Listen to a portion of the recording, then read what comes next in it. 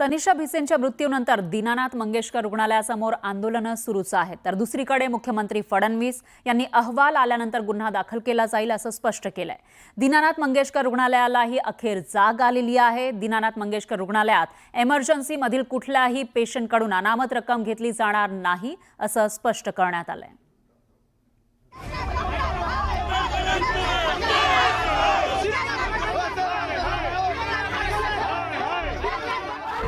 दीनानाथ रुग्णालयाच्या गच्चीवर लहुजी सेनेनं आंदोलन केलं।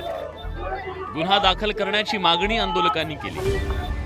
मोठ्या प्रयत्नानंतर आंदोलकांना गच्चीवरून खाली आणण्यात यश आलं। शनिवारपासून दीनानाथ रुग्णालयासमोर राजकीय पक्ष आणि संघटनांची आंदोलनं सुरू आहेत। आंदोलक चिल्लर फेकून, काळं फासून संताप व्यक्त करत आहेत। दीनानाथ रुग्णालयाच्या हलगर्जीपणामुळे तनिषा भिसेंना वेळीच उपचार मिळू शकले नाहीत आणि त्यांचा दुर्दैवी मृत्यू झाला। त्यामुळे नागरिकांच्या भावना तीव्र बनल्यात। तर पीडित भिसे कुटुंबानं मुख्यमंत्री देवेंद्र फडणवीस यांची भेट घेऊन दोषींवर कारवाईची मागणी केली। आमच्या बहिणीसोबत तसं झालंय, असं कुठल्याही महिलेसोबत तसं होऊ नये आणि ते हॉस्पिटल धर्मादायी व्हायला हवं। डॉक्टर घैसास जे आहेत त्यांनी जो हा निष्काळजीपणा दाखवलाय आणि रुग्णालय प्रशासनाने, माझी विनंती आहे साहेबांना की त्यांनी आम्हाला न्याय मिळवून द्यावा आणि ते नक्कीच देतील। हे हॉस्पिटल जर अशी मस्ती असेल कुठच्याही हॉस्पिटलची, तुम्ही विचार करा, मुख्यमंत्री सहायता निधी कक्षातून फोन जातो, 5 फोन जातात आणि सांगतात कोणी फोन केला तरी आम्ही ऐकून घेणार नाही। ही मस्ती नाही तर काय हो?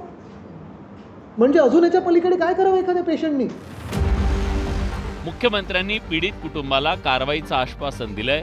मात्र सर्व चूक रुग्णालयाची आहे असं म्हणणं योग्य नसल्याचं मुख्यमंत्री म्हणाले। अशा घटना घडू नये यासाठी SOP तयार करणार असल्याचं मुख्यमंत्री म्हणाले। भविष्यात असले प्रकार टाळण्यासाठी कायद्यात बदल करून धर्मादाय संस्था ऑनलाईन करणार असल्याची माहिती देवेंद्र फडणवीस यांनी दिली। भिसे कुटुंबियांनी माझी भेट घेतलेली आहे।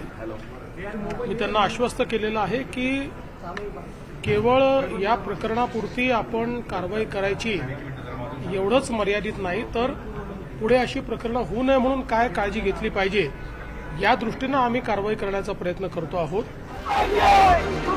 आंदोलनं आणि नागरिकांच्या संतापानंतर दीनानाथ रुग्णालयाला अखेर उपरती झाली। इमर्जन्सीमध्ये अनामत रक्कम घेणार नसल्याचा ठराव रुग्णालय प्रशासनानं मंजूर केला। दरम्यान तनिषा भिसे मृत्यू प्रकरणात पोलीस दीनानाथ रुग्णालयाच्या विरोधात निष्काळजीपणाची केस दाखल करून घेणार का, हा प्रश्न निर्माण झालाय। क्राइम भी अगर रजिस्टर करना है तो जब तक ये जो अहवाल है ये जब तक आता नहीं है तब तक आप कौन सा सेक्शन यूज करेंगे, किसके ऊपर करेंगे, ये सारी चीजें बहुत महत्वपूर्ण होती है। रुग्णांना उपचार मिळणं हा त्यांचा अधिकार आहे आणि सरकारकडून मदत घेणाऱ्या रुग्णालयांनी उपचार देण्यात उतराई करणं मानवतेच्या दृष्टीनं चुकीचं आहे। त्यामुळे या प्रकरणी सखोल चौकशी करून दोषींवर कठोर कारवाई करण्याची गरज निर्माण झाली आहे। Bureau report, news 18 Lokmat.